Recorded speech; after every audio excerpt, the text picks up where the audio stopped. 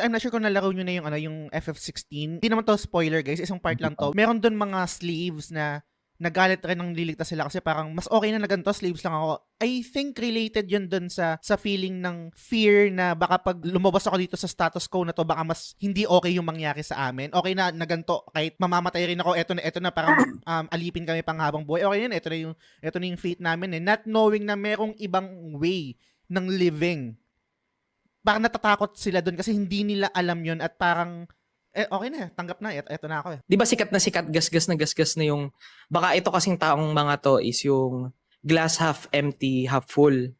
Pero kasi, ang ano natin, ang nalilimutan natin yung konteksto, bakit siya, half full ang tingin niya, pati bakit half empty. Kasi baka dati yung glass nila, or sila mismo, sila yung glass, itong water na to or kung ano man liquid yun yung life. Parang dati ba puno yung glass na yun?